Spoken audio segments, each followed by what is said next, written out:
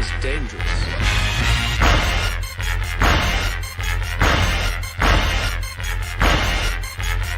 Bad feeling about this. You don't seem to understand something.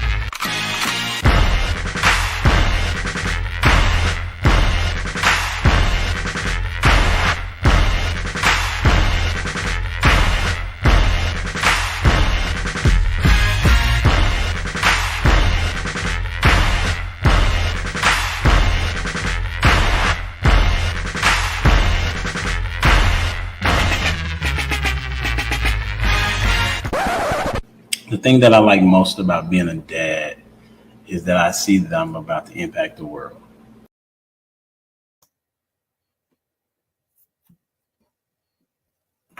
What's up, people? It's your boy Humble Dad back with another edition of Humble Dad Podcast. We got a great show for you this evening. Why? Because I said so. Hey, we're gonna be talking about the blame game. Every week on the show, we always talking about somebody is to blame. And so I said, why don't we go ahead and play the blame game? Me and my homie Dwayne, we have been conversing about who is responsible for the downfall of the society that we are in, right? And so I just wanted to talk about my perspective and those on the panel. We got some new people on the show this evening, and to bring their perspective, and then we'll wrap it up with a bow at the end. So we're going to start with the question. The introduction question is, what was your favorite item of clothing as a kid? And we're going to start with, this is Dwayne. You play too much. Thank you. I was waiting to cheat off somebody else's answer because that's a tough one. Well, I knew that. Yeah, okay, well played. Well, it's not an article of clothes. I'll say shoes. I remember having a pair of shoes, and it was the ones with the wheels on the little race car. And this was like back in kindergarten or something like that. And I just remember just thinking I was fast because my shoes had wheels on it. That's what's up. Oh man, I remember the shoes, the kangaroos that had the zip on the side. I had those, bro. I appreciate you, man. Hey, it's gonna be a good one. All right, we're gonna welcome to the stage all the way from H-Town, Miss Shan. What's going on, Shan? Nothing much. Good evening. Good evening. I'm gonna be difficult, but because hair was the thing. So for me, I'm gonna say hair accessories, like the little balls in our ponytails, the barrettes and the beads and all of that. Yeah, when you had your hair done and you was jiggling and you had your bows and your balls, you was something. Yeah, be careful how you say all of that stuff. Okay. All right. Just saying, the people be watching, they be thinking things. All right. And we're gonna welcome to the stage all the way from ATL. I'm sure he doesn't have an answer, but hey, we'll try again today. See what he got. Mr. Prototype. Prototype. What's going on, homie? Man, living the dream, man. Absolutely. Man, I do have an answer today. Praise Jesus. You know what I'm saying?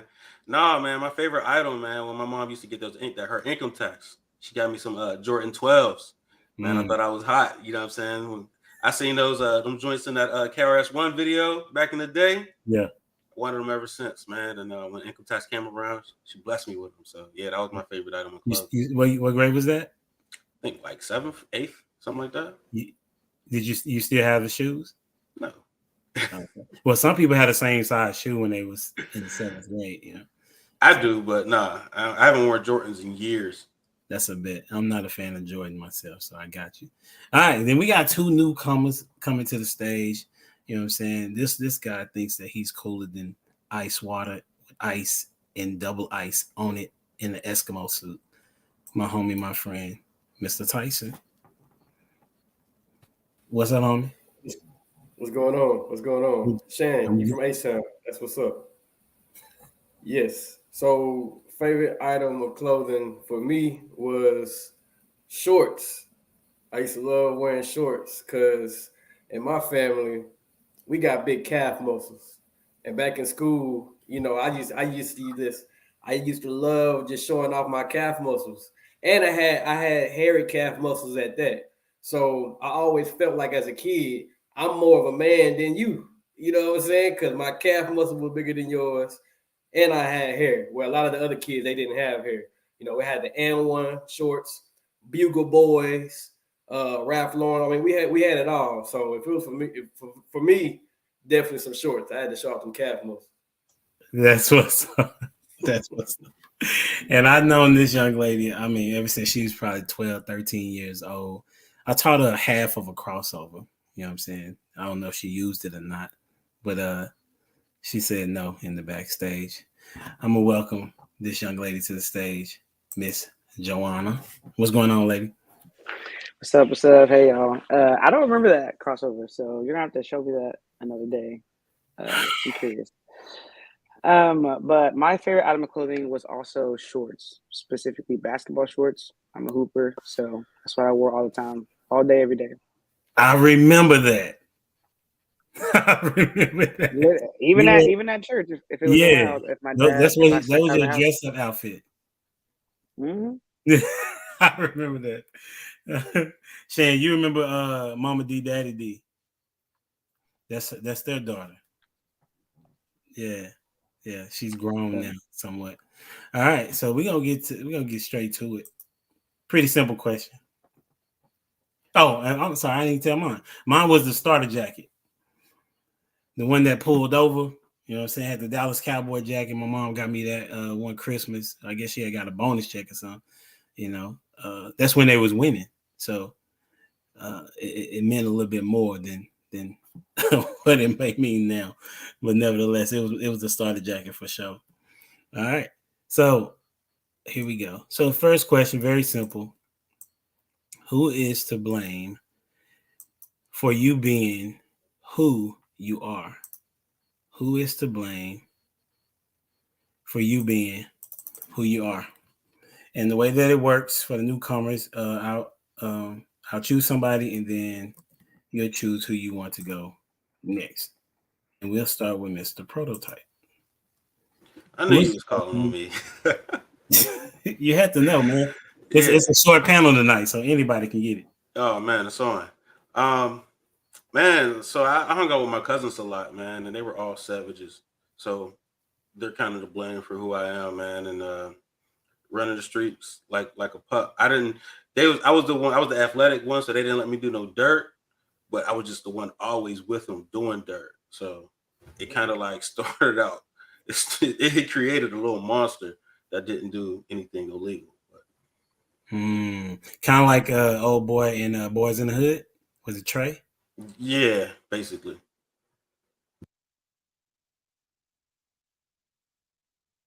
So let's go with Dwayne.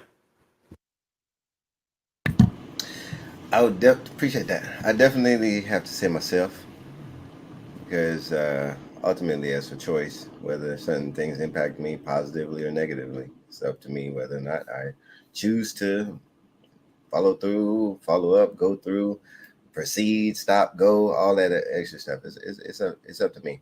And even with barriers, like people put barriers up. If you really want to get to the other side, you're gonna get to the other side. So yeah, I blame myself.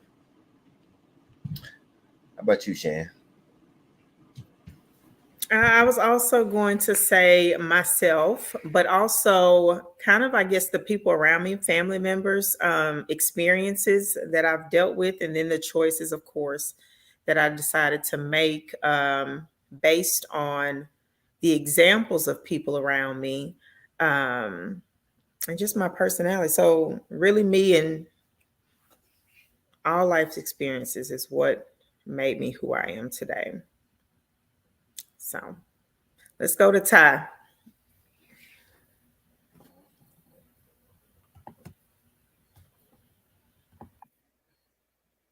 It's on you, Tyson. Hey, I don't know if I was selected, but Yeah, you were selected. y'all got to put me on game because I was selected. Okay, cool. Yeah, I got Spectrum, and Spectrum is not the best internet service. I don't know if we all just freezing or if it's just me. Are y'all freezing too, or am I tripping? It's just my computer. It's just your computer.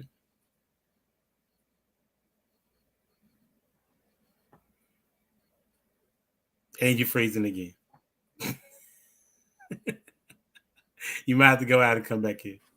So it was Shan and Yeah, we're Diana. gonna shoot it to Joanna. Yeah, we're gonna go ahead, Joanna. Let's see, blame. I mean, I don't mean this in a negative way, but I would say, I think myself, that's a good answer. I wasn't gonna go there first, but I'd say my parents and kind of like my church. Like I spent a lot of time with my parents at the church throughout the week. So I feel like the people that I were around the most were the ones that were kind of really making decisions for me when I was younger. Elijah, you know that for sure. So I would say those two people, groups of people. That's a bet. Who you got going next? I think everybody answered except for Okay, Ty. so Ty. Okay. All right, well, look, He say, "Okay, I got you. I'm gonna drop you off, and then you can come back." All right. So, I would say for me, if I had to say who's to blame for who I am, is definitely a combination of, my mother, my frat brothers, and women, and also the Bible.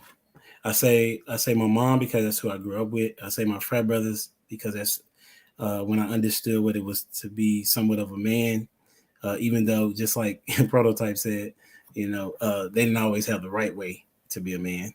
And then I said women because they kind of taught me how they are, whether it's good or bad.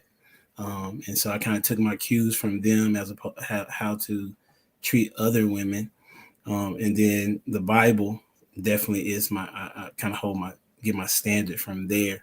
And so it's all those combinations. And then I would also, as I've gotten older, I would say that my kids have also helped me to be who I am as it is right now.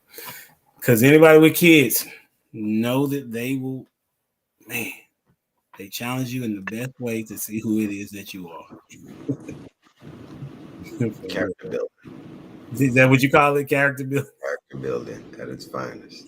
That's what's up. Ty's back. Let's see if you got what you got, bro. All right. Can y'all hear me? Oh, yeah.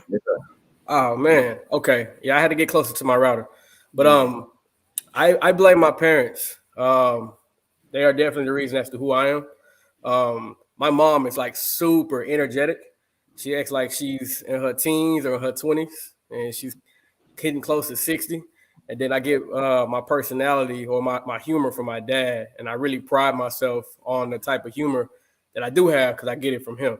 Elijah, you shaking your head, man, but I done had you crack so many times. Matter of fact, you got your 6-pack from me because you laugh so much. So chill. Well played. Chill. But yeah, I definitely get personality and just my energy and just everything from my parents. Everything that they did, I try to emulate, and whatever effect and impact that they had on people, I want to have that same type of impact on people as well. And that's pretty much who I am. That's what's up. So, with that being said, I'll ask the question of what words would you use to describe yourself?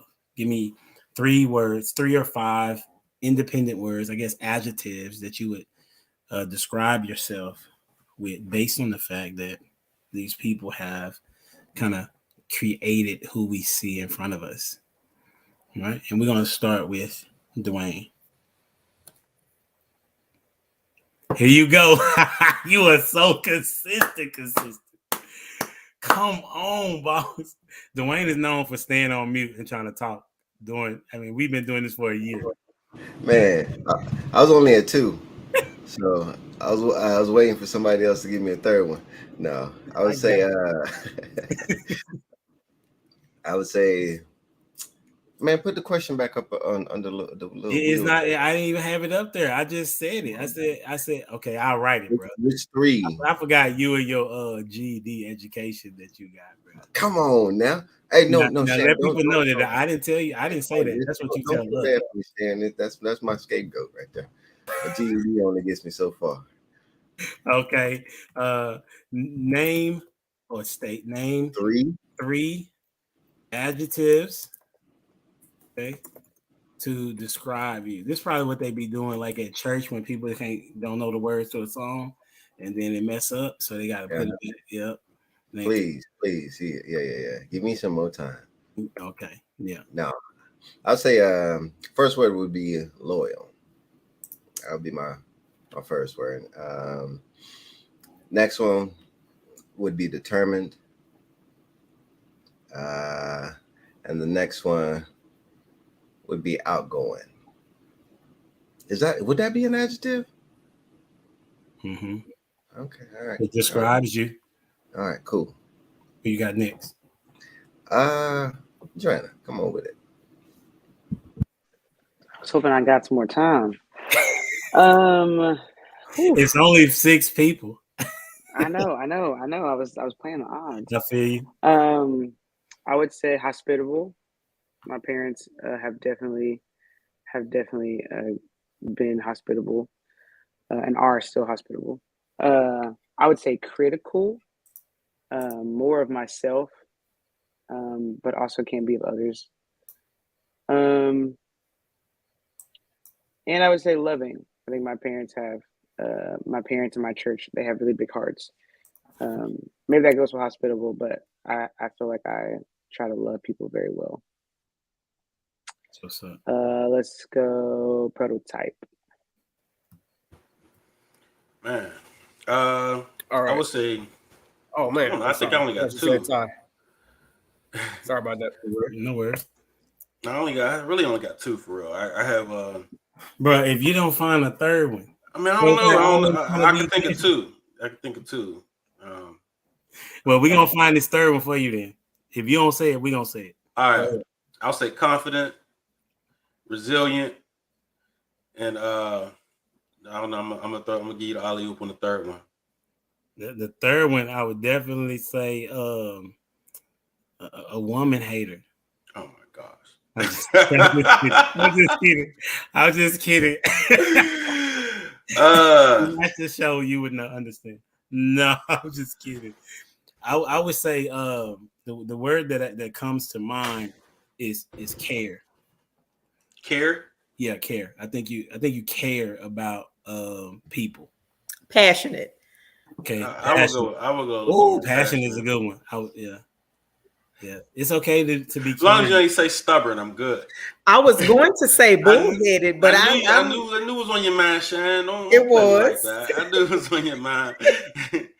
That rolls into passionate. Does it? Bullheaded rolls into passion? I think you can be bullheaded when you have passions about certain things, because he's not just gonna go down swinging. He's gonna put up a fight. I'm not bullheaded though. If you can prove me wrong, then you know what I'm saying. You just got to prove me wrong. Good luck. There's that passion. Then that's what bullheaded is, though. Not really. I mean, because I can be persuaded. You just got to prove that, you know what I mean, my initial thoughts was wrong. Okay, let's challenge that thought process. Okay, since you've been on the show, when have your mind been changed? Because you've been rocking for maybe 6 months. Yeah. I don't know. It's not a good example. Because nobody ever tried to change my mind. That's a what? Nobody's ever tried to change my mind. What? Effectively. Dia for sure always tries. Man, Dia be wrong. That's not what we saying. But I love Miss Dia. So you can't get me wrong and think I'm a move off of a right statement. For some wrong. You know. I'm just saying, people have tried. You said that nobody has tried. Dwayne has disagreed with you for sure. Last week he disagreed with you, but he didn't try to prove otherwise. Dwayne, you try to prove otherwise? Go ahead. Oh, I just lay it out there, and it's glean what you want. Yeah, it wasn't like you should change this because this is, you know what I'm saying, blah blah blah blah. No. Okay. All right. Let's go with Ty.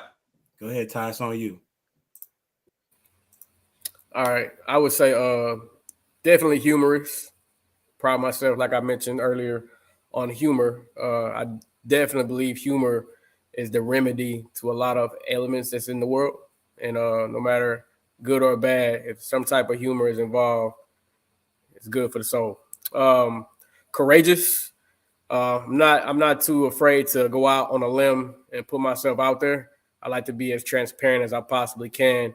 And oftentimes that requires courage.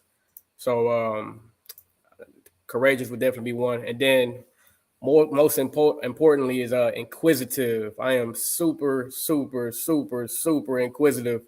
I love to ask questions because I love hearing the perspectives of other people. I'm very open-minded. So when it comes to just curiosity and really trying to impact what I believe and challenge what I believe, being inquisitive is something that suits me well. Who you got next? Oh, I think it's on you, huh? I think I'm the last one. Oh, Shan, H-Town. Yeah, we go, Shan. Sorry, my internet was acting up, so I didn't even get to see who all got picked. You're all right. You all right. I am going to say jack of all trades. I feel like I can have my hands in a bunch of things at the same time, just knowing a bunch of different things, and will be willing to try a bunch of different things all the time. Dependable and straightforward. My adjectives. I would say my adjectives are I would say definitely structured. I have to have order. It's very challenging for me to get off course. I guess I could be all over the place at times, but I got to be structured or else I feel all over the place. Another adjective to describe me is encouraging. And I encourage from a different position. I'm the coach that's probably going to be talking crazy to you, but in the meantime, I'm trying to make sure my heart is that you change your perspective or change your pursuit or your passion or whatever, however you want to put it. And then I would say my third one, for sure, I'm definitely loyal. I think somebody used that one, but I definitely am loyal. And if you if you overstep my loyalty, then it's a wrap.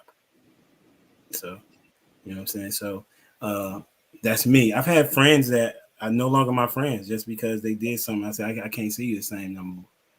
You know, had that with family members too. I just put you in a certain spot because I know that how my brain works. Even though, you know, you're supposed to be forgiving, I forgive. It's just a matter of that I'm not gonna rock with you the same. You know, so I would say those are things that kind of characterize me. Anybody have something else to add that I missed? Stubborn. Bullheaded. look, why she look at Joanna. She's like, yeah. Hold up. First of all, I've experienced a lot of that in my younger years, so I'm definitely gonna co-sign that for sure. What's the definition of stubborn? Because I would say stubborn is a very good thing. That means not easily moved, not easily. It depends on what it is. No. Being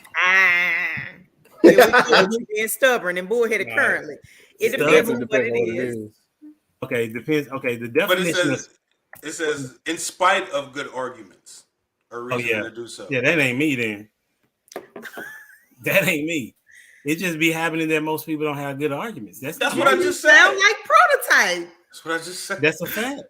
Listen, all ask right. Dwayne. Then we had this conversation on what was it, Saturday? There you go again, bro. And Dwayne is your sidekick. That don't count. I'm glad he on mute. When y'all have changed my 3 mind, days, 3 whole days, 3 whole days. We went around about the same thing. 3 whole days. Did you win? But it's all right though. So you didn't win, Dwayne. Listen.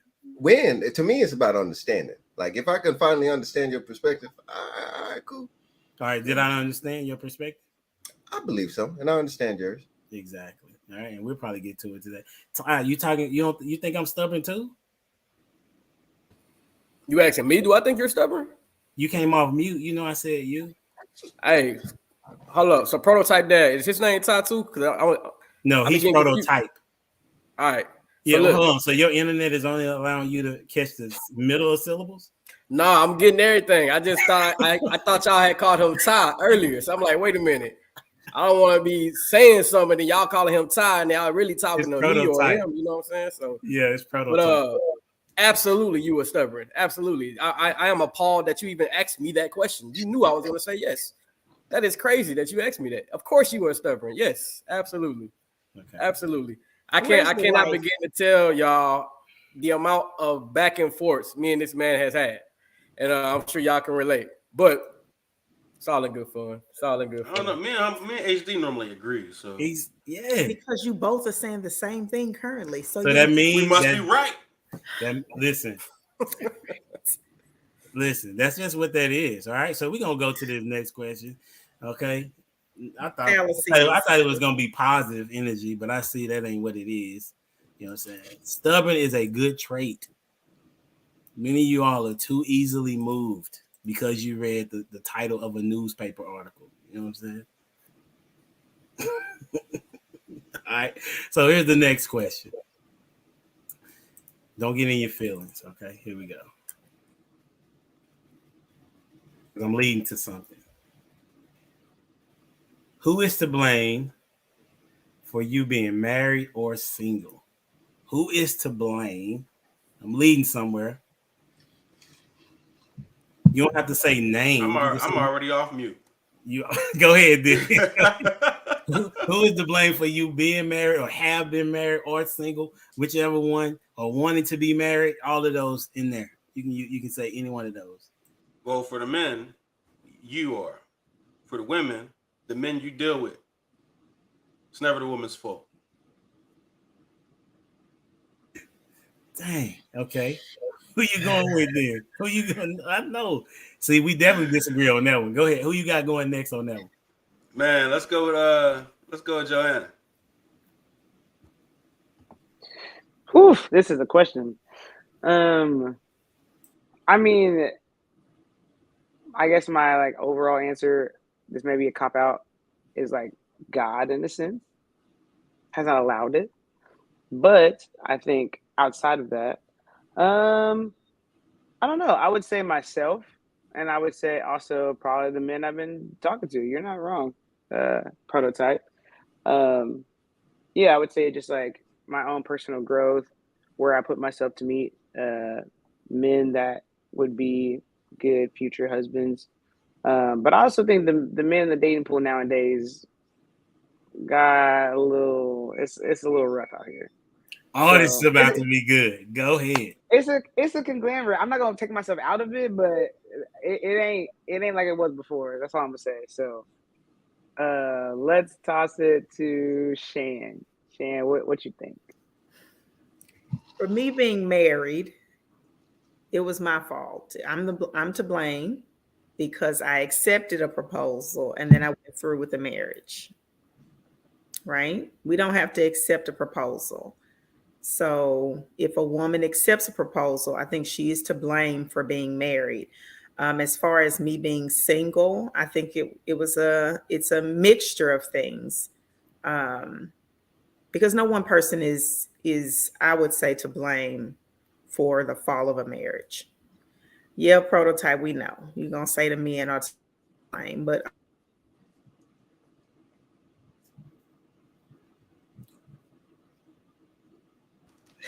Look, a woman taking accountability, if she has that range to do so, is a plus. But we can't expect it. You know what I mean? It's just icing on the cake. So if you have a woman that's accountable, that's icing. But don't expect it though. right. So I'm gonna say, yeah, those are my thoughts on that. Okay, we getting somewhere. I didn't see that answer coming, Shan. That was interesting perspective. I really appreciate that one. You're welcome. I never looked at it like that. Let's see what Dwayne thinks. Oh, it's on you though, Shan. You can tell. I was gonna send it to Dwayne. Yeah, I would like to hear what he. Are you off mute, Dwayne? There you go. Trying to help my brother out. I think the light's solid, so it means that it's off mute. Let's see. You know what? I'm playing to your little thing right now, humble dad. All right. If I have to blame somebody, I'll blame my wife. Okay. All right. Okay. It wasn't my fault. I was attracted to her because she was beautiful. Okay. All right. It just caught me. And I was like, man, and she was a kind, sweet-hearted, compassionate person that treated me good. I blame her. Forced me to get down on my knees and make some commitments in my life. Yeah, man, I blame her. It's my fact. I blame her daddy too, because he cool too. I blame her family. They was cool too. You right. I like this. Appreciate that. You allow me to get that off my chest. You know, something about men is we get wrapped up in what her family looked like, and that could sell us. You know what I'm saying? Like if she comes from like a solid family, it don't even be her. You know what I'm saying? Like we could barely like her, and then we meet her family and be like, oh, your family cool. You know what? I'm gonna stick around because you got a cool family. You can't be that bad. I know plenty of men that are suckers for that. Ooh, talk to a prototype. Hey, hold on. How about, is that icing? Is that icing I taste on the top of that? If the family cool, that's icing on the cake, right? The main attraction would be my wife. The icing on the cake. Sometimes, but like you're hoping that like what if she doesn't show you everything? Like if the dating period is too small, you know what I'm saying? Like it's like, you know how they say watch every season. You want to be with somebody that you see in every season. You know what I mean? So, but if you never hit that, right? You're like 6 months, and then she's like, "Hey, come to the family barbecue." In your head, like when you come to the family barbecue, you see that she comes from a good family, and they solid, and they're having family reunions. Especially if your family's not like that, and you always wanted that. You know what I'm saying? If you come from like a single parent household where your family's all destroyed, and then you start messing with a girl who got a solid family background, mom, dad, everybody's loving, blah blah blah blah. I mean, you're a sucker for it. You get sunk in quick, like, you know what I mean? You're saying like it's a Carly Russell? Is that what you're saying? I don't know with that. I don't even know what's going on with that situation. But a hoax. Too soon. No, it's not. I think it's too soon. She just said that she was lying. Yeah, just said. You said right. She just said that it's too soon. That's right on time. He said it's a hoax. If you believe it just based on the family. But it's icing. I'm not gonna say it's not icing. It is icing, but sometimes you'll taste the icing. Like the icing's the first thing you put your finger in the icing. You know what I'm saying? And like if that icing's good as buttercream, there's no way that this cake is suck. Like, you know what I'm saying? You be like, man, the icing was fire, man. This cake got to be good because you don't make the icing. You know what I'm saying? So no. So that's where I was saying this is applicable then, because for me, I don't even like icing like that. Like I'll scrape the damn icing off the damn cake, okay? And if I do like icing, it has to be a specific, like the cream cheese based type icing, all right? It's not that confetti, sugar, all that BS. So it's got to be quality icing if it's icing too. So it's like, it's not that surface level. No, like, is your family like spiritual? Like whenever I look at the tree, is the tree like real nice and then the roots run real deep? I look at stuff like that. I do. I mean, have you never had a cake with that buttercream icing or the icing, the cheese, whatever you just mentioned, right? And the cake sucked? Yeah. Oh, absolutely. I have too, right? Yeah. Oh, absolutely. So you fall into like the family spiritual, the family's this, and you know what I mean, and all of that, and then she not like that. Typically, before you get to the family, you know the person first. Like you ain't coming around my family if I don't think you are going to mesh with the family, right? Like if you just it was a jump off, you stay off. Like if you close, then that's whenever I then. But people tend to hide by shutting up long. You know, like they can hide themselves by just not talking a lot, right? You thinking like, oh, they're just quiet or she's docile or whatever. She's really just not telling you who she really is, and then later on, boom, she hits you with the I'm crazy. You know what I'm saying? But that's after the fact.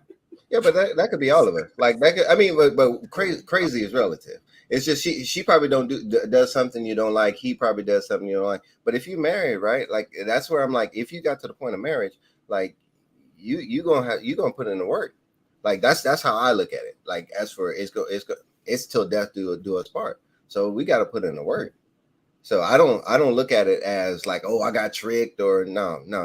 I made the choice. That's why I would honestly, if I was to answer the question honestly, prove my point, Dwayne. Go ahead, do it. I would be the one to blame because it's me making a choice. Prudent. Thank you.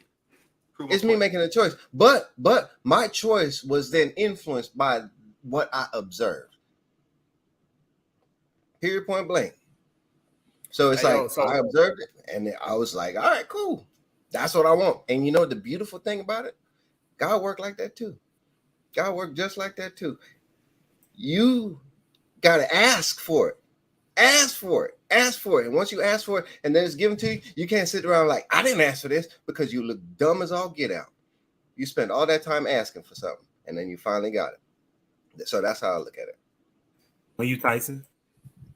No, I kind of side with that. Like I do believe that it falls on a man before it falls on a woman. And I only say that based on biblical concepts. You know, Adam and Eve, you know, Adam was created first. So like God gave him all the instructions to cultivate everything. And the fall of man happened not because of Eve, but because of him, because he was supposed to be the leader. But I say all that to say I'm curious to the type of men that Joanna was speaking about that is not in today's society. Like what type of men were you referring to that are no longer here? Yeah, that's a good question. I think in general, I think so. I'm gonna kind of put some stuff behind it. So I think social media has made it a lot easier for a lot of men to see a lot of things, and so it's like before. I feel like you saw what was around you. You saw what was in the pool around you. Nowadays, you can see women, or women can see men from all over the place, and so I think that our desire is one based off of what we see others. And so I think men could see another dude that's dating this beautiful woman, you know, that's this type.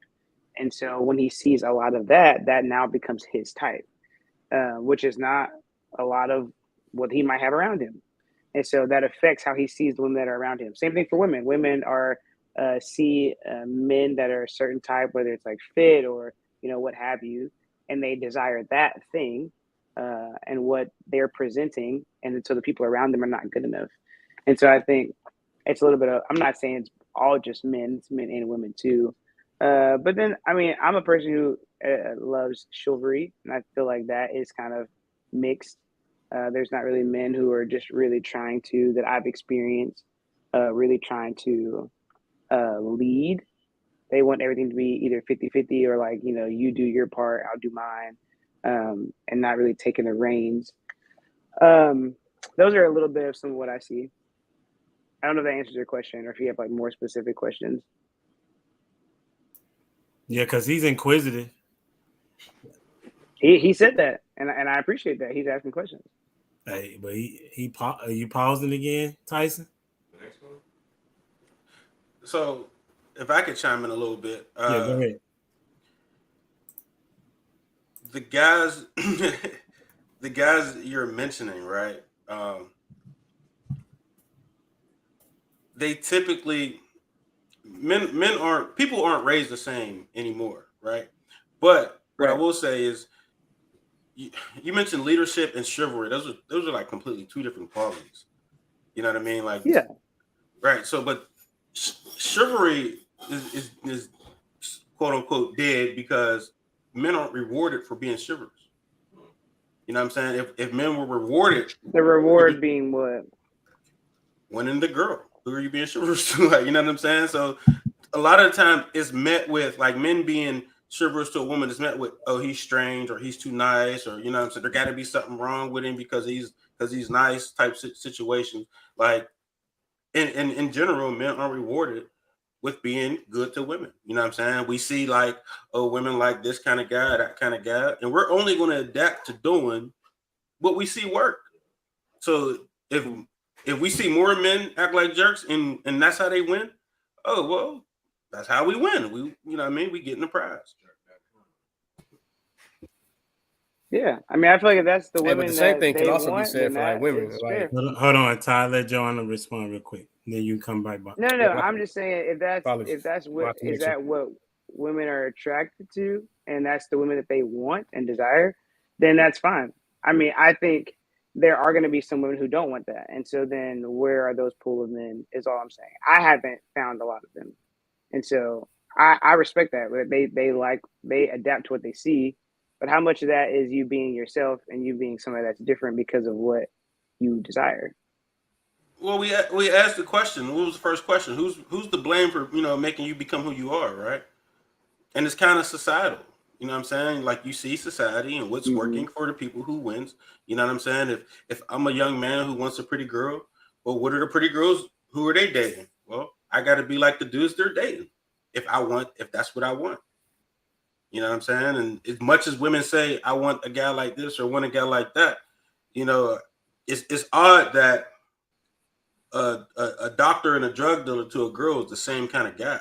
You know what I'm saying? Even though men know they're two different dudes, but women see provision as provision, no matter how it got there. You know what I'm saying? So, I mean, you might disagree, and you could. I expect you to.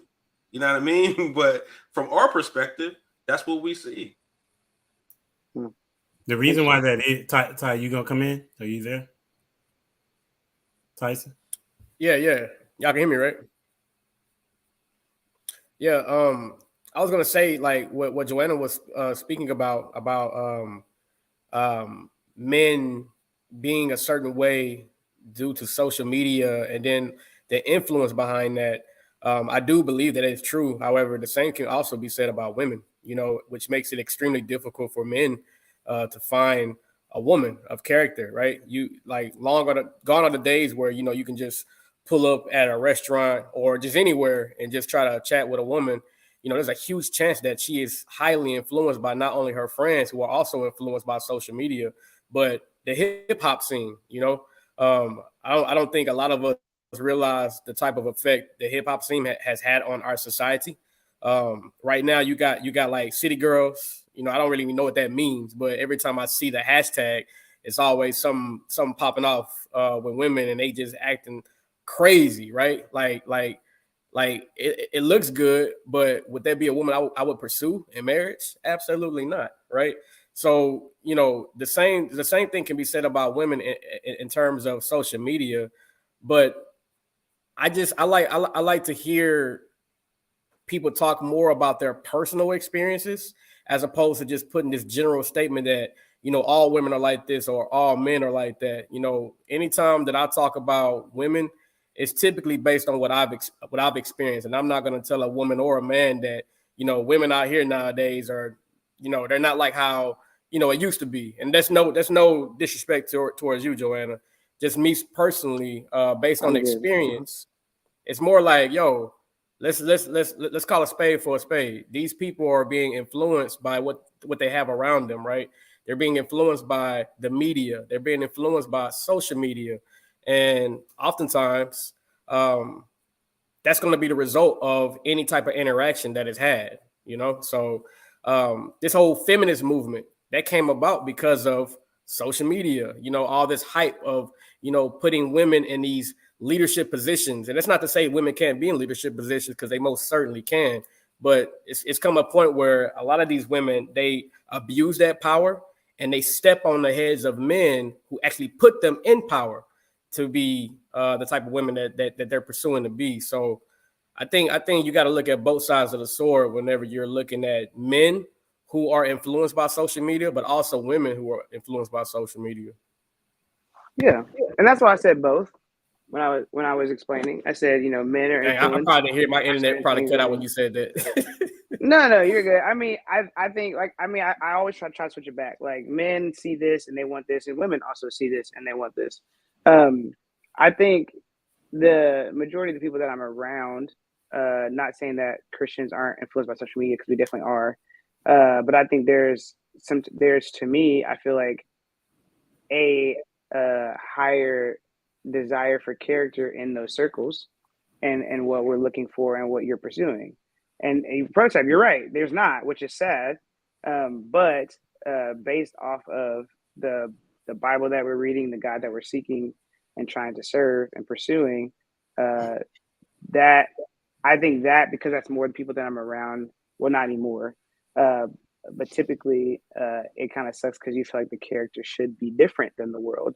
and unfortunately it's not. So that might be where some of that's coming from, like that, not generalizing, but that pool of people that I'm around that I see more often, you would expect it to look different in the world, but it's moving to this point to where it's not. So that makes it also a little bit more difficult.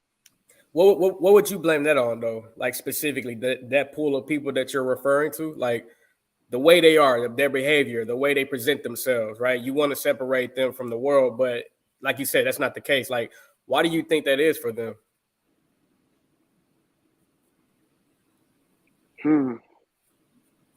That is a good question.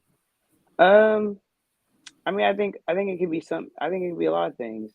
I think it could be a little bit of, we've seen a lot of falls of leaders in the church in the last couple of years. Yes, please, Shan, get in here too. I will say this as my starting point. I know for me, a lot of my kind of stepping back and looking at the church happened because of some leaders and some things that happened that scarred me a little bit. And so when that happens, you really have a decision to make. You're looking at God through the lens of his people and what they did to you and to others that you love, and you're looking at the world. And so now it becomes like dang, like I thought God's people were supposed to be this, and if they acting just as bad or worse than this, then like I got to figure out where we're going. So I think there's been a lot of that, and it's been public.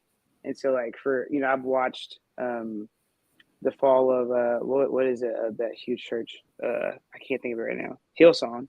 Just watch that on TV. I mean that's everywhere, where people are really seeing that, having to navigate through God's people did this, they're raping kids, they're taking money, they're doing these things. And so now you're having to kind of figure out like what is it that I really believe, where am I going? And so I think some of it is that people are kind of just sitting in the middle trying to figure out what they believe in and where.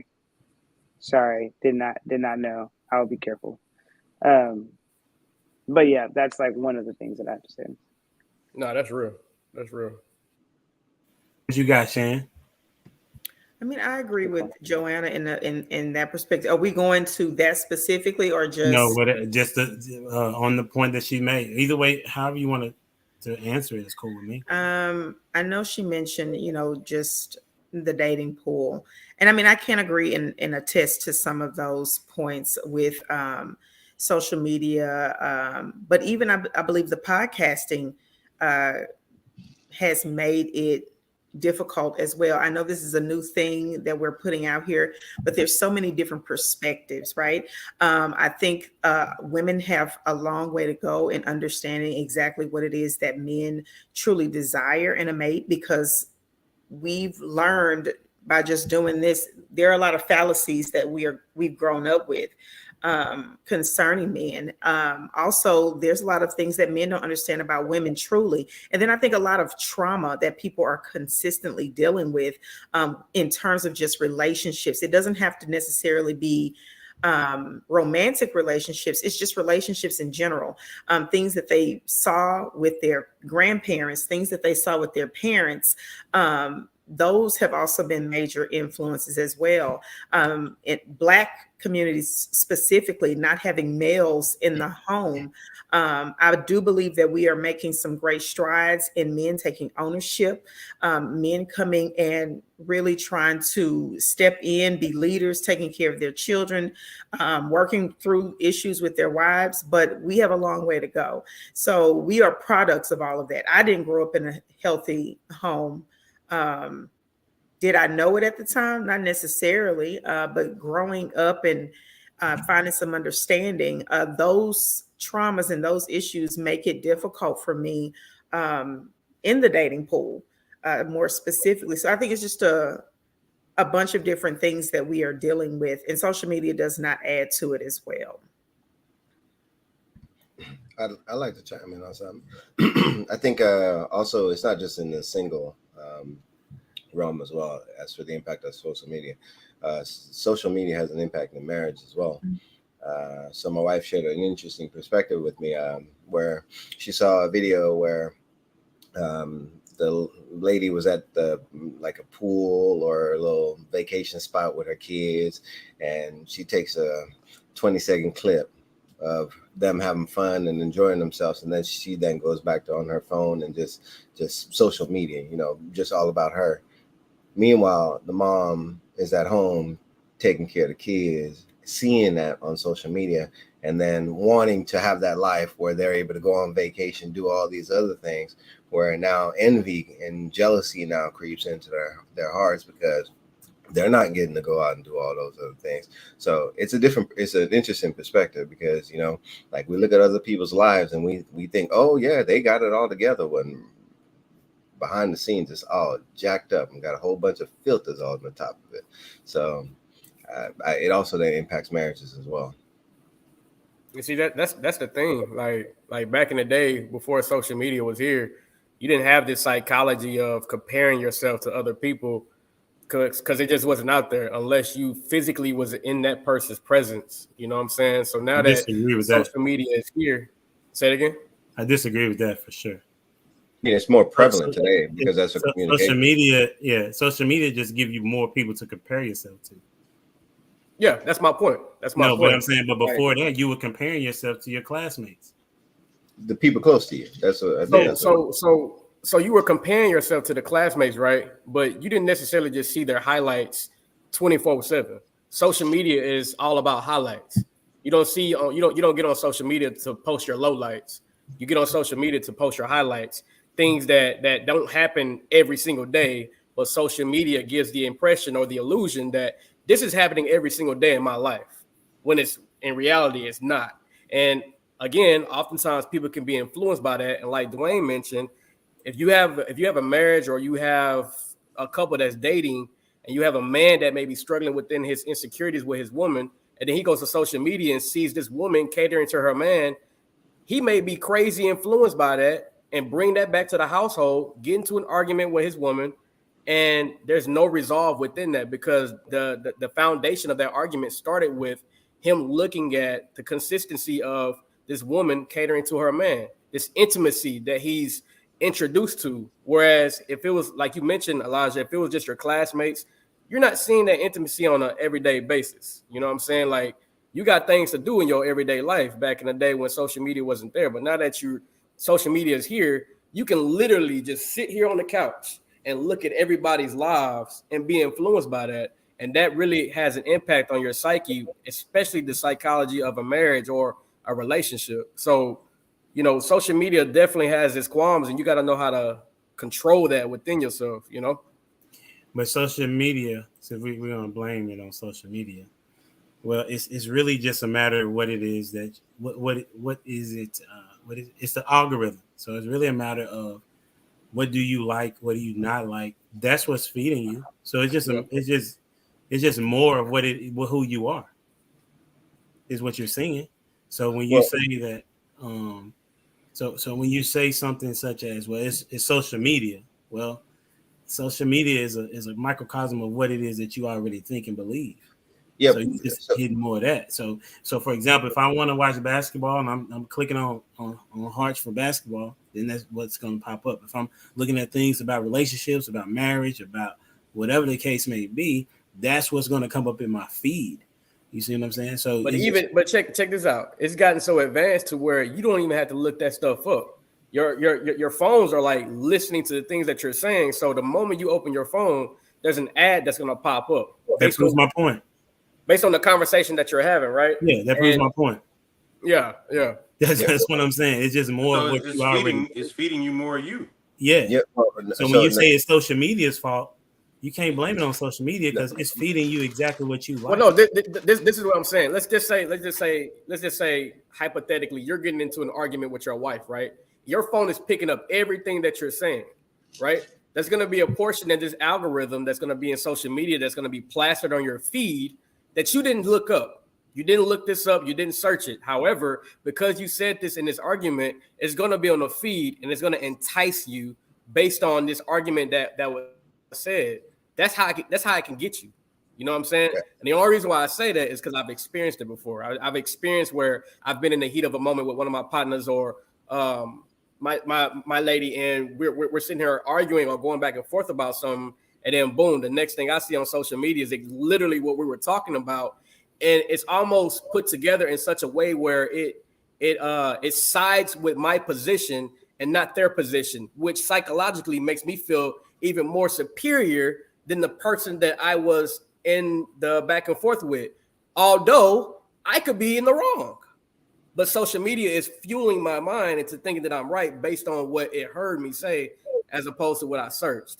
And that's where things can get deadly. That's where I'm saying, like, this is where, technology and social media is heading as it relates to who we all are becoming as we continue to mature, grow, and let these days go by the grace of God. Like, we're maturing to people based on everything that's around us. And oftentimes we can't control what we see on social media based on the fact that this thing is listening to us. I guarantee you, somehow, some way, by tomorrow, whatever conversation that we're talking about tonight, I guarantee you ain't gonna look it up, but it's gonna pop up on your feed. And guess what's gonna happen here? Somehow, some way, regardless if that's 1% or 100%, you're gonna be influenced by what it's showing you.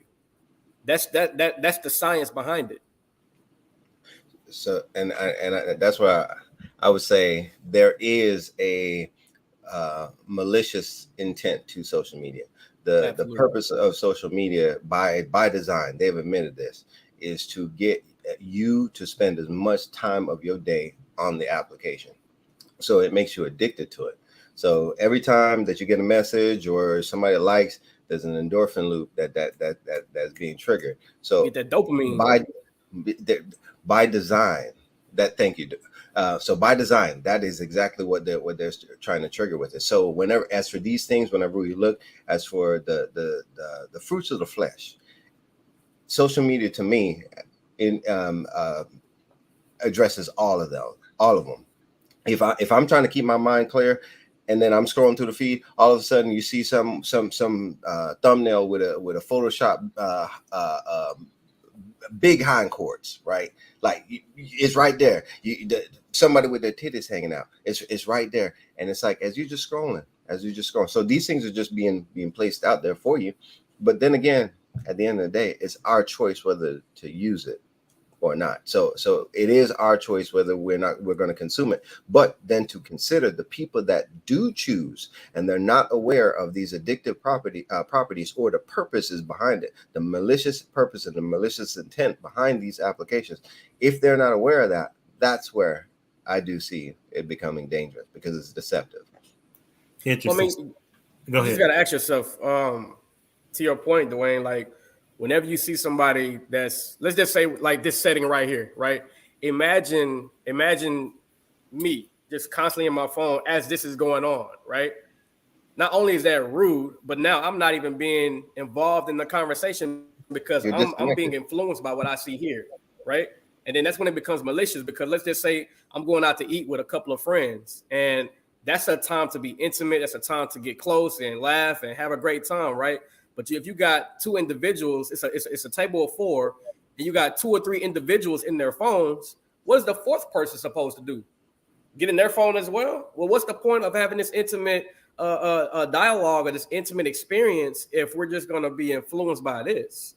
And again, that's where the maliciousness comes into play because now you're detached from reality and you're being sucked into this mind hole of whatever, like you said, Elijah, whatever you may be influenced by, you know what I'm saying? And it really pulls you away from like that intimate setting that we're all collectively supposed to be in. Because think about it, back in the day, we didn't have social media and me growing up, I didn't have a cell phone.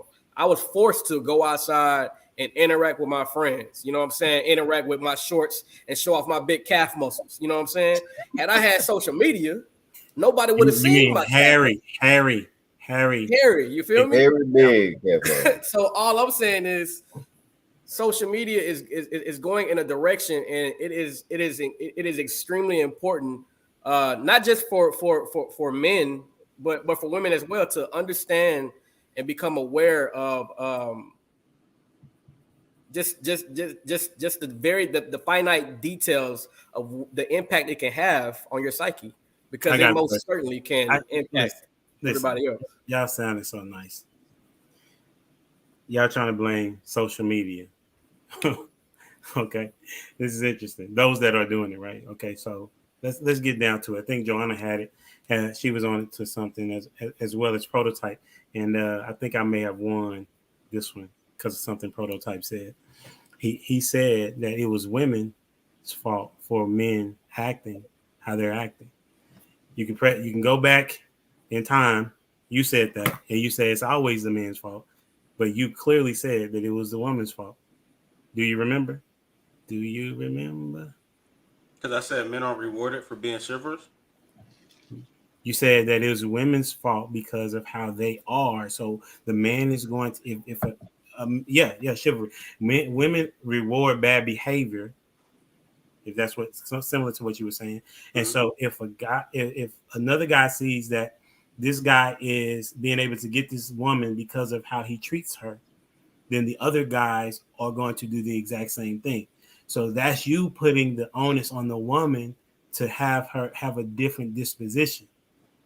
Yes, sir. Nah, that's not what that's on. You reading that wrong. Yes, sir. I'm not telling women to change who they are. Women are women. You know what I'm saying? I'm telling men to understand who the women are and function accordingly. You know what I'm saying? So like a deer is going to be a deer regardless of whatever. You know what I'm saying? And if I want to catch a nice big deer for the winter and eat all winter, and you know what I'm saying? I'm going to learn how to hunt. And I'm going to go see who the hunter is that's knocking down the deer. But the hunter decides on there's a particular time in which you can hunt, right? And so the deer they're fixated on how the deer operates, and they adjust based on the deer, right?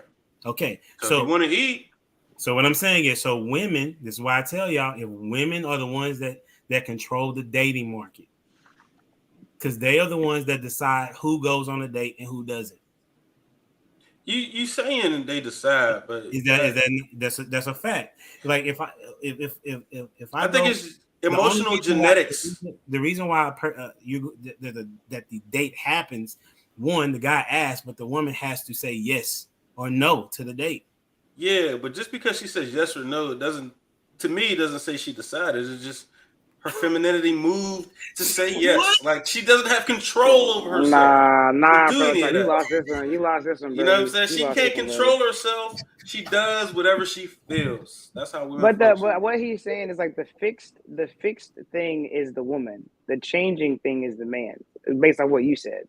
So the changing, if the fixed woman changes to now she wants to date nice guys, then the changing thing becomes the men. So ultimately, the blame in the argument is the woman. Now, do I agree? Women are women. No.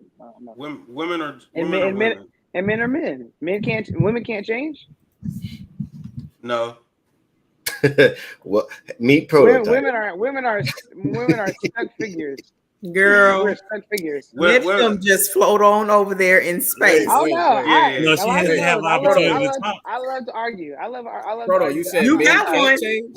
No, I said women don't change. Women are women. She sit back. Women. You know what I'm saying? Women don't change. Regardless of if they're in the church or in the streets, they all function the same. Dang. Okay, so the church thing is interesting to me. The streets thing I can let slide, I guess. So the church. So women in the church don't have the Holy Spirit to help them change. This is not a good argument, Joanna. Because women in the church, No. I would say it would be. First of all, we don't have this conversation. Yeah. Here we go. All I'm saying, 100%. Church women still date drug dealers. You know what I'm saying? So it is what it is. Holy, filled with the Holy Spirit, somehow, some way. They done had one night stands and this and that, and they've been with drug dealers. Agreed. So I mean, it's just follow my logic though. Play my game. Play my game real quick. Are we saying that we agree that if you have the Holy Spirit, right, whether you listen to it or not, that there is change that happens? There's the potential happen for based change. on Yes. Right. Bigger. So your argument is that there are men that can be in the church with the Holy Spirit that can change, but women cannot do that or do not do that. Actually, you said can't. you said women can't Look, change. For me, women are women, right? I've seen. What does that mean? That means You're not. No, hold on. You're not answering my question though. You're not answering the question that I asked. I mean, because is, spiritually, you're born anew. You accept that, you're a changed being. Blah blah blah blah. X Y Z. Yada yada yada. I know all the jargon. One at a time. I know all the jargon. But what happens? But like I said, I've seen plenty of sanctified, holy spirited women go date street dudes, and they're supposed to be fixed on a guy in the church who has the same covering, who has the same mind. Blah, blah, and blah, men blah. don't do the same. And men don't do the same. Look, man. Men ain't stuck. Men change to whatever they see around them, but they're never stuck. Men don't do the same thing. Men have the control over all of dominion, right? That's why men. So when Adam was like, "Look at the woman," now. When Adam was like, "It was the woman gave me the apple," God looked at him like, "Adam, shut up." Like, you know what? Since I don't understand the order, Adam, you're first, and the woman's to follow, and gave the woman some birth pains or whatever. But he reminded Adam of the order after he kicked him out still. But like, look, Adam, you're in charge, man. Go ahead and run the ship. Women can't, what I mean? Y'all just, women are women. So okay, so that's where funny. I do have an issue with that because, and I always bullheaded for sure. Or he doesn't like being wrong. He's not bullheaded. He doesn't like being wrong. He doesn't like hearing no. I don't mind being wrong. My dad is very similar. Argument though. You got to prove the argument. My dad is very similar, but you're not even following my line of question because you know where it's going and you know it's going to change your mind. So it's not going to change my mind. If we can't even get there, that's how you got another finish forward. But what I'm saying is, I'm asking questions that clearly lead to a certain thing. We all know where I'm leading, but I'm saying as soon as I ask a question that is specific, that requires a specific answer, you just jumped off to women are women instead of answering the question and let what happens and go. You can still disagree at the end of it, but the logic is gonna follow. That's why you're jumping off with the question. But it makes sense because I understand the logic. I've been in church all my life. I understand the logic, and I've seen the complete opposite of the logic. For only women and not men ever. Then I don't know where you've been. Where you live at? Atlanta? Yeah, is that what they said? ATL? We know what the men are doing in Atlanta. No, we don't. Men are being women. Let me ask this question right quick. They doing that in Texas too. They changing. They doing that in Texas too. I've been to Dallas, and I was like, oh, this is flamier than Atlanta right now. I felt uncomfortable. I definitely ain't. Hey, let me ask this question. Hey, Proto. So I've been in a panel like this before, and I heard a cat say, "Women are not made in the image of God." Proto, do you believe that women are made in the image of God? I believe that the family is the image of God. The nuclear family is the image of God. So does that mean the man and the woman? So man and woman together who can reproduce and create. I believe that's the image of God. I don't believe just one or the other. You know what I'm saying? I believe the complete nuclear family is the image of God. Because and when I read it, it said, "Let us make man in our image." You know what I'm saying? So I look at it like mankind, us together. Building families that way. That's the image of God. Okay, I think it was important to ask that question just so we can understand your foundation based on you saying women don't change, but men can. And I'm a firm believer that both sides can change, only because I have changed from who I used to be. And I've seen women change from who they used to be as well. So to make that statement, I wanted to understand if you believe that women are made in the image of God as well as men. I think we're missing what he believes is women are women. What does that mean specifically? Because that means humble dad, no, I've changed. We've known each other for quite some time, and I've made tremendous gains. So what do you mean by women are women? I mean, y'all have an emotional connection that y'all can't control y'all decisions.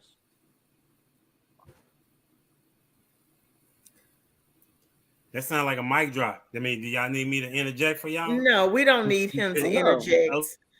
You're basically saying that women are emotional beings. Like, this whole you want Men us are to be too. emotional, you don't want us to be emotional. It's a bunch of I didn't say you. I didn't say I want you anything. I accept who women show me. You know what I'm saying? And the majority of women, y'all all do the same kind of stuff. Y'all thought process. Wait. So to say majority of women means that there's a minority of women as well. So if there's a minority of women, then it can't be Oh, honest. that's how you are, huh? You're into the logistics. You know what I'm saying? You're into the semantics. I like to listen to every word. Just like when you're reading the Bible, I like to really read every word, right? I don't like to just skip over things. So when you say the majority of women are like that based off your experience, what can you say about the minority of the women that you've experienced? Can you put them in the same category? There's some women who can seem like they have some bit of accountability, and they're a minority. But even if you talk to those women who seem accountable, right? Like you think they got it, but they really don't. Okay. In the sense that we thought they did, like, oh, you get it, and you're like, oh, you really don't once you get to why she made that decision. You know what I mean? Because the decision is one we favor it, you know. But even though we favor that decision, the reasoning is not the same. That we will find that like, oh, that makes sense. I have a point to make on that. I was gonna say. I want to make sure that we remember. I want to come back to the emotional part. Yeah, Dwayne's gonna definitely hit on this particular point. Go ahead, Dwayne. Man, I just look at it from the accountability piece. Like, we are made in the image of God, man and woman, and not only that, like what you were saying, you're like, like being born again. That born again piece happens for both men and women, and the born again piece of it is an about face. Like, you have repented of your ways, now you're going the other way. So there's one way, and then there's another way. So from a biblical perspective, it's like Jesus says, I am the way, the truth, and the life. And then nobody gets to the Father but through him. And then whenever you accept that, now you're accepting something that then will transcend who you are. Now, the person that you used to be is not the person that you are, and going forward, you're going to be able to change. And in it, it's like, be ye perfect, in that you're pursuing perfection. So the contrast from a Christian who accepts Christ, and their desire is to fulfill God's commandments. They have a desire. Now they are on a mission to do something rather than of a particular standards, like the fruits of the spirit now versus the fruits of the flesh. So for me, there is a separation. There's a separation from people who actually actively try. There's a difference between trying and failing and not trying at all. So for those people who actually try and they do succeed, glory to them. Actually, no, not glory to them, glory to God. But if we then are truthful to ourselves and we look at the Bible, only perfect person in the Bible was Jesus. Every last one of them were sinners. If you look at the heroes of the Bible, sinners. David, hero of the Bible, sinner. So from my perspective, it's much higher of a virtue the Bible brings and then places on our hearts rather than the earthly virtue. People are talking about climate change and what they can do to stop this invisible thing rather than how they can change their heart, the closest thing to them. They are willing to accept that virtue than the virtue of actually loving God and then loving people. So from my perspective, there is a delineation and there is a difference between people that try to live righteous and moral lives versus people who don't care. They don't care about you. And the staple of it is selfishness. The staple of it is selfishness. You can see the people that give and you can then see the people that take. Yeah, I was actually about to, Shane, it's funny you said that because that was the point that I was going to bring about, was that when you say men don't have emotions, and I agree, who was that in the comments? I think Kai said it. So, and when I immediately thought about that, I thought about Cain and Abel. He killed his brother because he was angry at what God gave him. You think about Joseph, the brothers were jealous, an emotion, and so they do what they did to him. You think about a lot of people, Saul going after, help me, y'all. Who was he going to kill? David? David. He was going after him because he was getting more attention than him. He was angry. So I think men are taught to push down their emotions as if they don't have it. But men react off their emotions all the time. Like, it don't look like women look, but even if you deal with the man who's been hurt by a woman before, he moves differently because of that. He treats you differently because of that. Now, women get that rap all the time. Oh, you've been hurt in your past, and so now you're projecting. Yeah, men project all the time also. And so just because you're taught, and again, like Shan said, we're not dealing with our trauma. And so you're not self-aware enough to know that it's there. And, we all have our things, so that's okay. But to say that men are emotionless and we're robots, and then women are like always crying, like, I think that's a load of crap. And I think that people know that, but they choose not to sit in it because then that means that they have to change. And that's what accountability is. You see right now, I was even talking about this the other day, that there are more men in the church wanting accountability, but other men aren't trying to help them be accountable.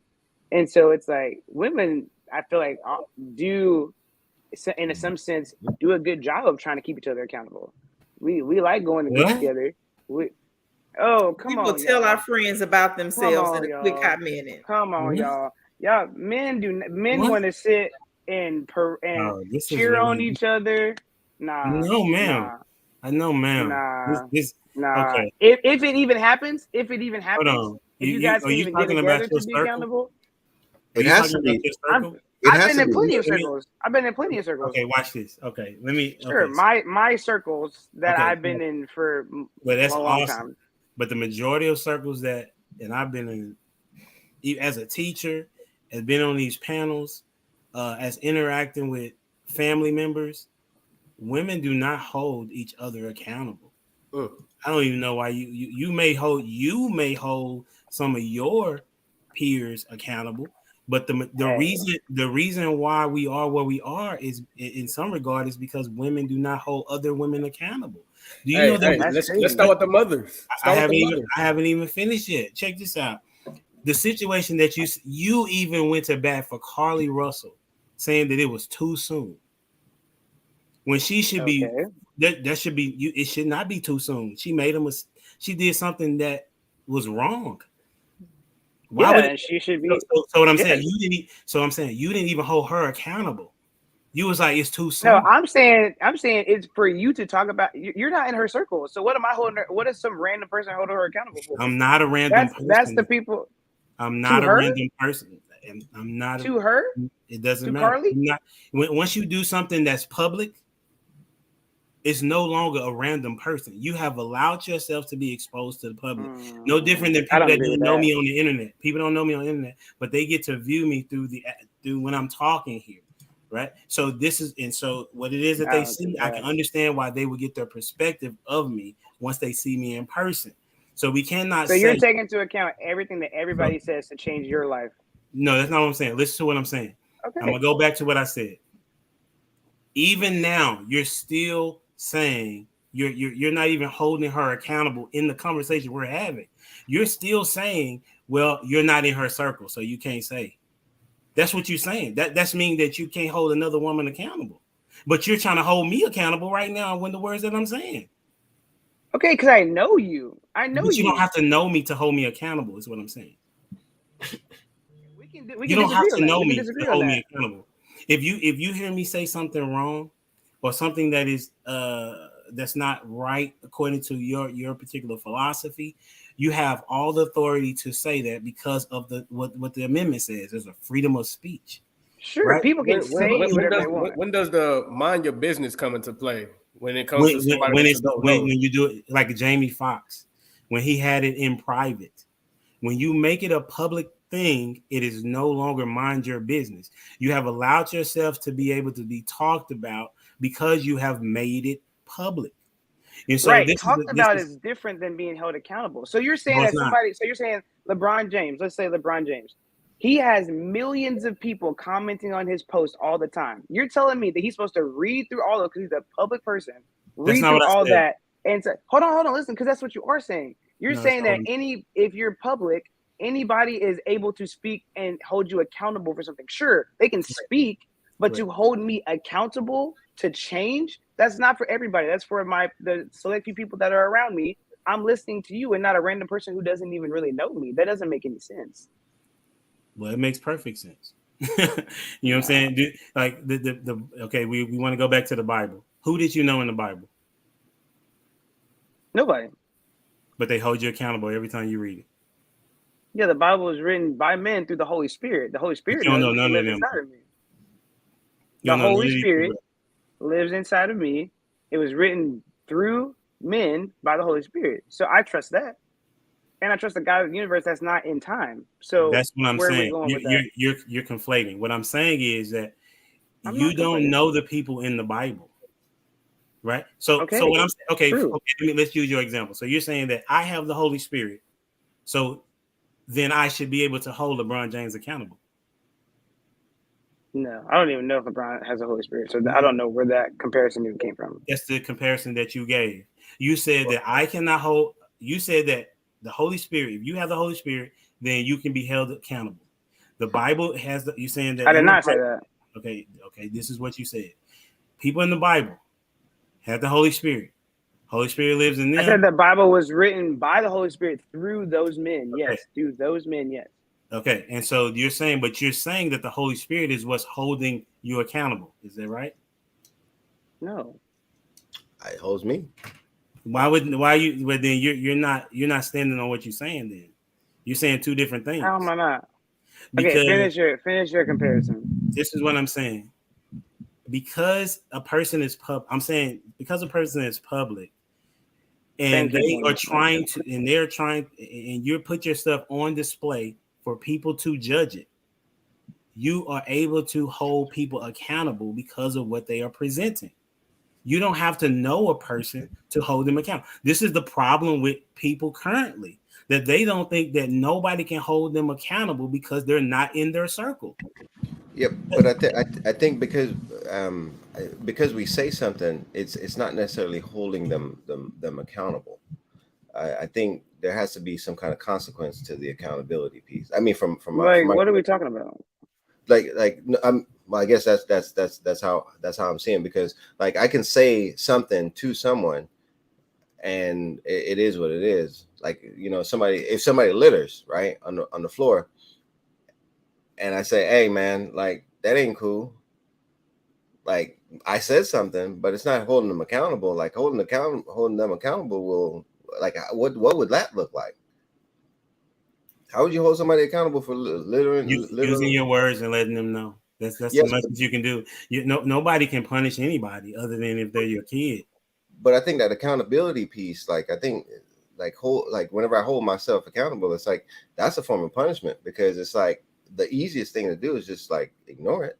And I think like in the Bible it says holding one another to our conscience. So if these things are written on our hearts, it's up to us to bypass it in the way that we think about these things. So if we did care, you are the one now making the decision to turn it around and be like, oh, you know what? Just like David, right? Nathan shared it with him. He could have went multiple ways with him. Hey, you know who I am? I'm the king. Like, no accountability. David held himself accountable. Nathan said something to him, and then it was up to the person hearing the message to hold themselves accountable to the accusation. And I think that's why I have an issue with the difference between blame and accountability, because somebody can blame you, but the difference is it true? And then you have to do self-examination and really look at what that person is saying. And ultimately, for me, the best, hey, if you bring scripture at me, that's what I believe is true. And then I have to examine myself and see where I sinned and where I was at fault. But for somebody, you know, like holding them account for living their life, that's not my responsibility. What my responsibility is to speak the truth. And that's it. That's as I don't think there's anything other than that I could hold them account to. I think that's so interesting. And that's my I think point. that's Dwayne. so like, interesting that we have Christians on the panel that don't think that think that the only people. You also have to factor in the word does say. Let me finish. Let me finish. Don't cash your pearls. It's his internet. That's swine. So see, so if you listen, you should have been inquisitive about what was the better service provider. Go ahead. Oh, Hey, man. some of us only can get Spectrum because I only can get Yeah, Spectrum. my Mine was connections. fine. Hey, listen, you're to blame for living there. Okay, so that's what we talking about, right? We talk about who's to blame. You can choose to move. Right? My Spectrum works fine. But I I'm don't just know saying what that's what y'all his talk. Spectrum That's what is. we've been talking about. We can't blame Spectrum when you have the choice to be there or not. Is what I'm saying. So that means that you're not even gonna blame yourself. You're gonna blame the internet service. You see what I'm saying? No, hold on. But And then y'all was just talking about whoa, holding yourself accountable. whoa. That's the difference, though. Okay, here we The go. question: whenever you pay for a service, that's a contract in which that service should be reliable. Yes, and what if they don't fulfill their end of the bargain? Then, as for you holding them account, you then can hold them account. As for the form of punishment, you don't pay them. You take your money back. You How don't. they gonna work? How they work, Dwayne? Easy, man. You know I'm telling you, I enjoy this. What a transition. Like if people like treat me good, oh man, you can have my wallet. Like if I go to a place and the food good and the service good, oh man, I'm tipping well. I'm treating. But if they not good, you still gonna pay for your food. But in this case, the argument doesn't work, Dwayne. My apologies. The question is, will I go back? And the thing about business is you want to have repeat customers that comes back. And once you have that, and not only that, one of the staples is referrals. And if you can't have that because your stuff is trash or it's not consistent, then guess what? You punish them by what they need and what they want. And it's your service or your payment. That's how I punish people. If I go to some place and it ain't good, I don't go back. If so it's good, I'm holding them accountable. You pay them the first time, but then you just won't pay them a second. Okay. Fool me once. Fool me once. I got you, bro. Shan, what you talking about? I was just saying it doesn't work for this argument because apparently that's the only service provider he has. So in this case, he needs to. So in that regard, hold on. So then this is where we go to. Now we got to say something, right? We got to say something. And as for saying something, as for holding them accountable, it's like, hey, listen. But he don't know them though. Hold up. No. I get that. But based on that contract, y'all know each other because he knows your address and your bank account number and all that information, right? Y'all know each other. Okay. So in that regard, like if they're getting my money, their service better be what they're paying for, or then guess what? They're going to have to send somebody out. And guess who that costs? That costs them. But that's a part of the service. So it doesn't matter if I got to call them out, keep calling them out. If this is the only one, hey, y'all going to have somebody living here. Okay. Y'all going to have somebody living here. My bad. I digress. Hey, I appreciate you, Dwayne. Go ahead. Hey, just to go back to what I was saying, I think it's also wise that we have spiritual intelligence on when to apply accountability. It doesn't make sense to hold somebody accountable. I'm about to go to the extreme. It does not make sense to hold somebody accountable that's in the same restaurant as you, and then they just start popping off with a gun, and here you go, hey, put that gun down. The devil don't want you to say it because it's good. Or keep coming, Ty. We got the highlight. Shoot people because the Bible says thou shalt not kill, right? So I'm just saying, you some of them pearls you need to keep in your pocket. You know what I'm saying? Because otherwise they just gonna come back and attack you. Then you're gonna feel crazy for even trying to hold somebody accountable. That's an interesting analogy. Listen, man. It does say it. Listen.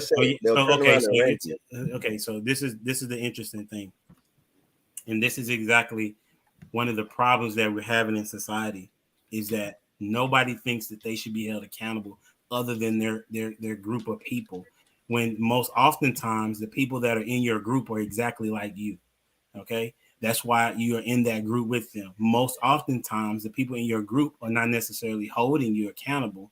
That's why you are the way you are in some situations. So I'm saying that you like I tell elder women, I'll say in their when they get older, right?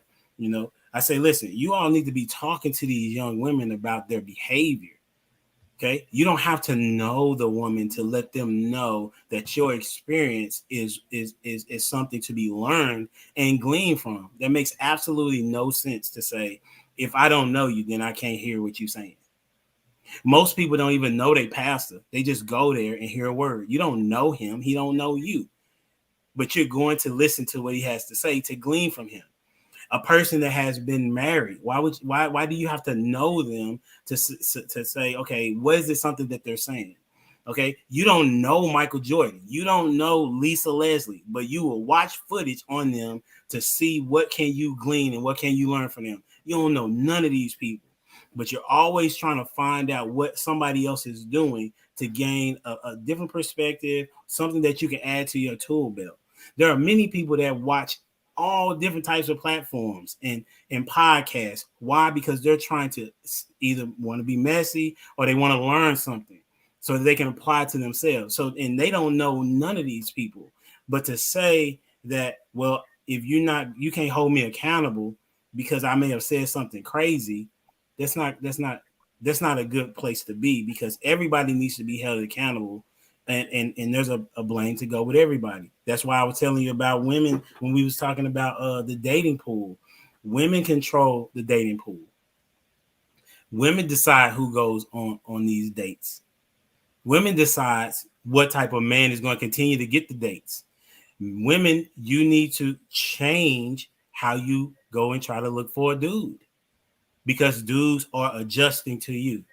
More times than not, I've said this, women need to keep their legs closed. You get a totally different dude. If you keep your legs closed, you will see what a lot of character of the guy, okay, very quickly. Yes, dudes need to say no, but women initiate sex. And every dude on the panel know that. The woman is the one that says, hey, when you coming over tonight, oh, we gonna do this. She makes the first move more times than not to say, yes, we're about to do this. A dude, he doesn't want to get rejected. A woman, she's gonna be like, you thirsty. Am I lying? Am I lying? I don't really see that a lot in my sure circle, because I got a lot of women friends who be getting the "you up" text from men. So what I'm saying is that the woman is the one that decides if they're a yes, decides the yes or the no. Well, yeah. You see what I'm saying? And so sex has increased because women have said yes more often than not to the same guys that the other women are saying yes to. So okay, so guys have no blame for being the ones who yes, the 19th, but yes, the same guys that y'all go after are to blame. Y'all, first of all, I feel like we need to have a majority and minority concept. I'll give you an example. Second of all, we can. Okay. I'll give you stats. Okay. 50% of black men, right? I'm talking about black men, are single and childless. Okay. Right. Then you have 30% of black men that are married. Right. So the 19% of guys are the guys that are are the ones that's making the babies to these single mothers. So yes, those are the dudes that are no good. Now the other part, this is what, man, Dwayne, I told you I was gonna bring it today. Okay, but then you have the 50% of guys that don't have that I would blame in this part is the guys that are your high value earning guys, or the attractive guys that the women are still going to go towards, because the average guys are not going to get play. Why? Because the 80% of women want the same high value, good looking guy. And so this 80% are over here trying to deal with the 20% of guys when they don't even qualify for the 20% of guys. So it's your responsibility as a woman to know that you don't qualify, or you do qualify for this particular type of guy. That's a fact. Guys know who we qualify for. Tyson, am I wrong?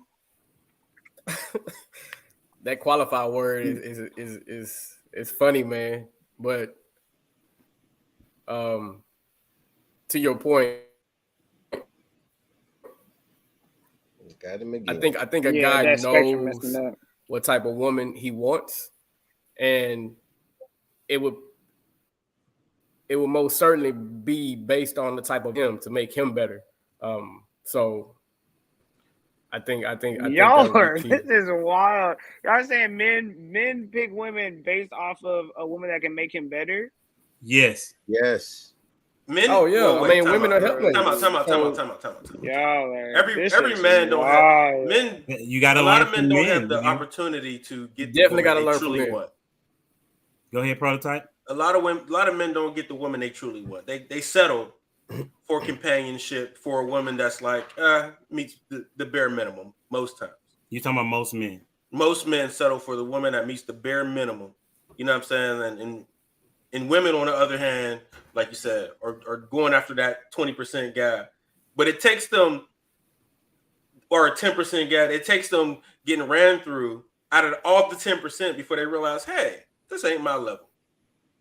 Let me go down. It's crazy that y'all think our 20%. men are this smart and this like, I just want the best woman for me. Women are just like out here just trying to get rammed. That's crazy. No, the women want the so quote unquote on best man or whatever, and they think that just because a man will have sex with them, that's their level.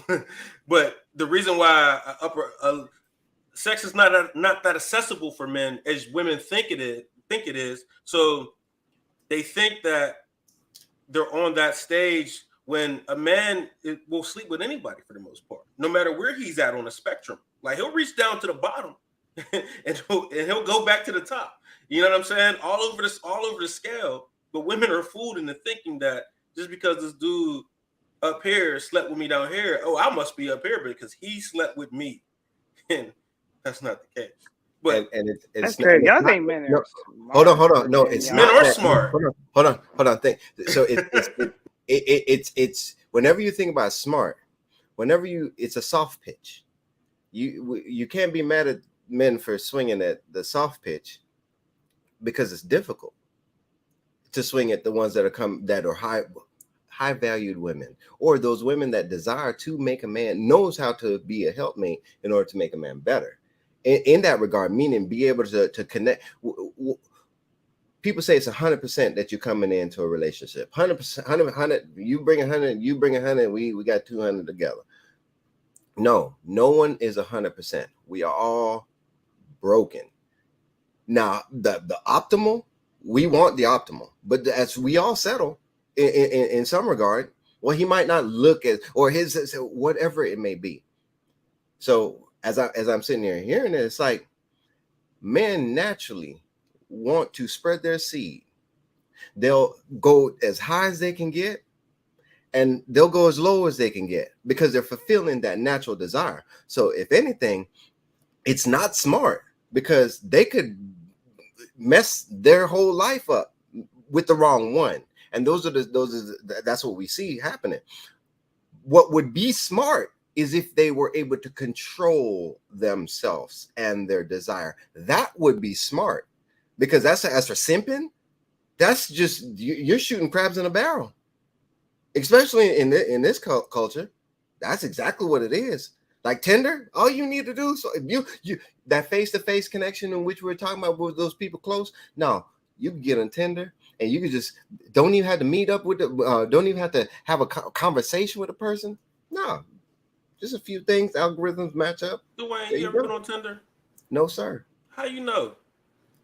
Because I mean, as for technology, that's what I do for work.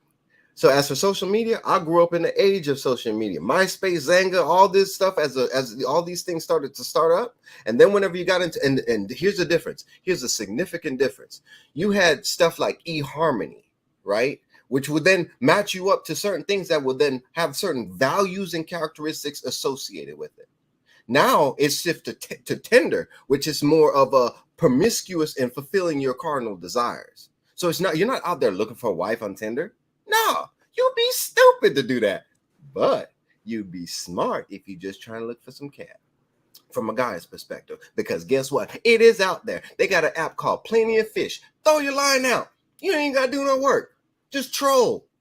And you're going to catch something. That's smart. You speak like a true believer who's out the loop.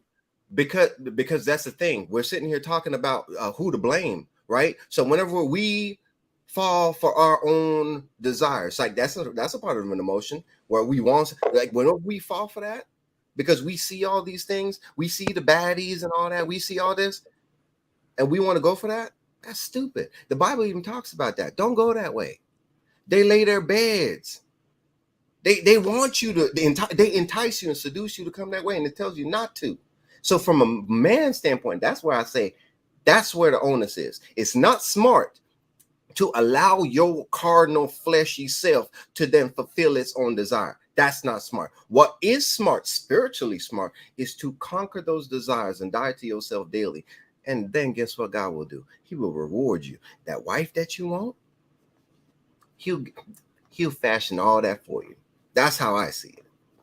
That's for sure. What are you trying to say, Jamie? Wait, what? Me? Yeah, Hold on. I wanted to go back to the advice thing, and then I know we got an end 11. I also have to go big, so I got to work in the morning. That to me, I think I just have a different definition of accountability, because you're throwing out people like Lisa Leslie and all these kind of things which resonate with me as a hooper. When I watch videos, like I'm a trainer, so when I'm watching trainers who are training kids, I'm looking for advice.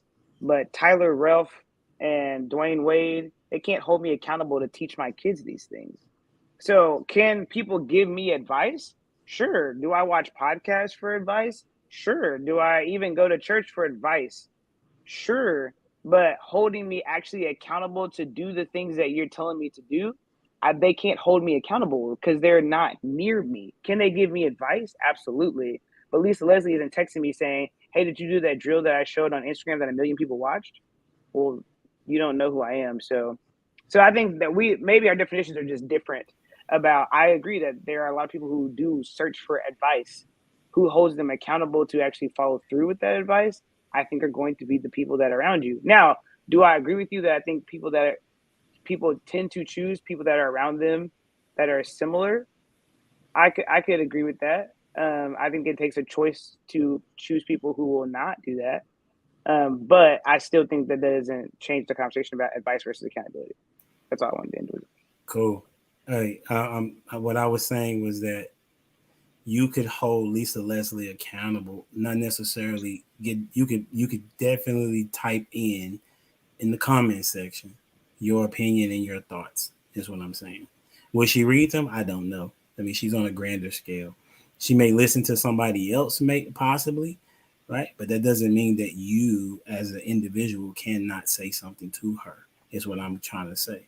And so that's what's going on currently in the generation, is that people are saying, nobody can tell me what to do.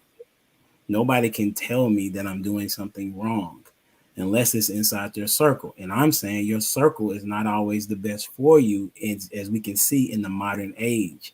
It takes a strong sense of maturity to decide who is going to be in your inner circle. We see that with the disciples. Jesus chose a certain few to be in his inner circle, right? So what I'm saying is that you can still hold people accountable. And if we keep looking at it as you can only hold me accountable if you can reach me, then I think that's probably where the destruction is, where we are currently. Because my students don't know me, right? They don't know who I am. But if they see me, it's like, I don't see why you did that. And then I got to be like, oh, okay, well, let me change what I did, or let me talk to you about what I did. I mean, it just so happens that we close. But if there's a person that trolls all the time, they don't know me. Ain't the right, Dwayne? It's a person that trolls in the chat all the time. Come on. So I'm just gonna respond at so fit. And so we can wrap this up, and we can do this next week if y'all open to being on the panel. You know what I'm saying? This has been good. Hopefully y'all have enjoyed yourselves. Kind of like the old days and conversations. We won't have time, but next week we'll have to talk about what's your takeaway. And I ain't get to some of the questions that I wanted to get to. I think one of the questions that I wanted to talk about that we may get to, I think Dwayne kind of started it. What's the difference between blame and accountability? I think he talked about that for a little bit. And who's to blame for? And we talked about it last week. Who's to blame for fatherlessness, right? Who's to blame? And we'll get to that. And who's to blame for the dating market? I'm telling you, It's the women.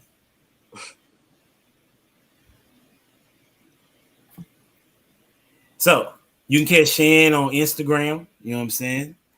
And then you can catch Dwayne over there taking photographs, you know.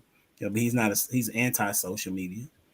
And then Prototype, he's over there on YouTube as well on Tuesday nights at 9 Eastern. At 9 Eastern. And he talks about holding men accountable all day. And he talking to men that he can't touch. You know what I'm saying? He can't see, right? He's trying to make sure that they have a healthy understanding of what's going on. And then you got Joanna. What can they catch you at if you wanted somebody to chop it up with you? My Instagram. Yeah, Instagram is Joe_AWE_NUH. And then I actually also do photography. So that's _Joe's JOS photography. That's what's up. What about you, Tyson? Facebook, Tyson Pradia, PRADIA. And then Instagram, GQ_DNA. GQ_DNA. Next time I come to this, man, it wasn't my internet. Turns out it was the device I was using. You know, so it's a user error. Yeah, it was a me error. Appreciate you for holding me accountable, man. Over here, blaming Spectrum. Miller Vanilli blamed it on the rain. I've had bad experiences with them, but yeah, I got this iPad. Y'all super clear. Y'all, I can hear y'all. Yeah, it's too. Yeah. That's what's up. Well, it's been dope. I appreciate y'all. If y'all want to come back, I'll hit you on Instagram. It's been real. It's been fun. You can catch me on Humble Dad Podcast, obviously, and then Humble Dad Life, HumbleDad.life. Until next time, we out here. Deuces.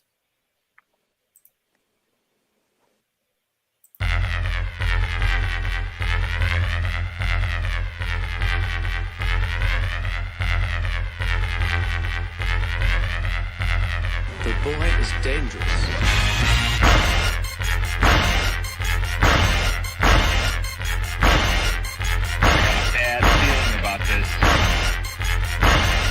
You don't seem to understand something.